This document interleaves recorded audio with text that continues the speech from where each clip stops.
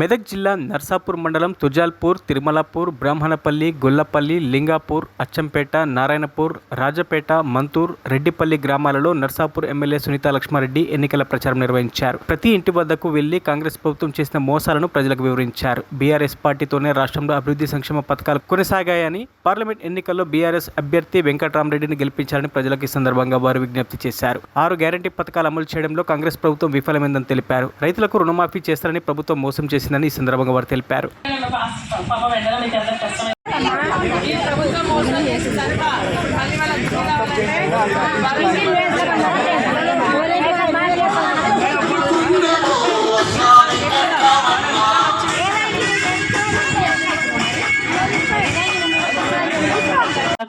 మీ అందరికీ పేరు పేరున హృదయపూర్వక నమస్కారాలు తెలియజేస్తా ఉన్నా.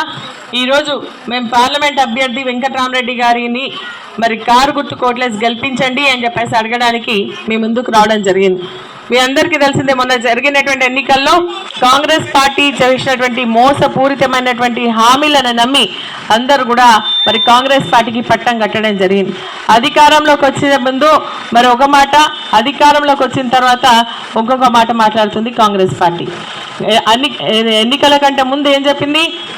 కేసీఆర్ గారు రుణమాఫీ చేస్తే మళ్ళీ మీరు బ్యాంకులకు పోయి అప్పు తెచ్చుకోండి, నేను 2 లక్షల రూపాయలు ఏకకాలంలోనే మాఫీ చేస్తా, డిసెంబర్ 9 తారీఖున మాఫీ చేస్తా అని చెప్పిండా లేదా?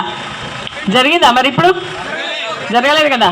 జరగలేకపోతే మరి మనం అడుగుతున్నాం, 9 తారీఖు మీరు రుణమాఫీ చేస్తున్నారు కదా, 2 లక్షలు ఏమైంది అని చెప్పేసి అడిగితే మరి ఒక మంత్రి అంటాడు, మరి ఆర్ఆర్ యాక్ట్ పెడదాం, రుణమాఫీ ఏం లేదు ఇప్పుడు ప్రస్తుతానికి, ఆర్ఆర్ యాక్ట్ పెడదాం అంటే అప్పుడు అంజమానులు అన్నీ గుంజుకపోతుండే కదా పైసలు కట్టకపోతే, అట్లా గుంజుకపోదామని చెప్తాడు ఒక మంత్రి.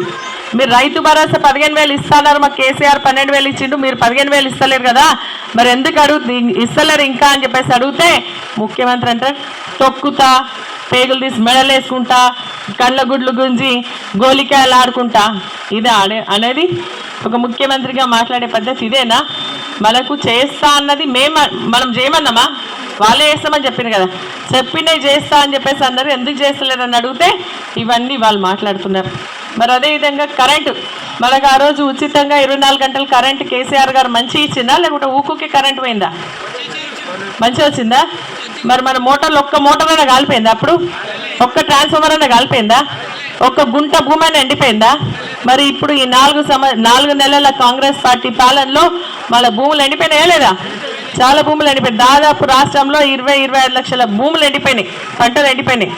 మరి అదేవిధంగా మరి ట్రాన్స్ఫార్మర్లు కాలిపోతున్నాయి, మోటార్లు కాలిపోతున్నాయి, పండినటువంటి ధాన్యం కూడా సరి అయినటువంటి ధర లేక, కొనుగోలు కేంద్రాలు లేక, మరి కొన్నటువంటివి కూడా మరి క్వింటాల్కి దాదాపు 4 కిలోలు, 5 కిలోలు, 6 కిలోలు తీసేటువంటి పరిస్థితి వస్తూ ఉంది. మరిన్ని అప్డేట్స్ కోసం మా ఛానల్ని సబ్స్క్రైబ్ చేయండి.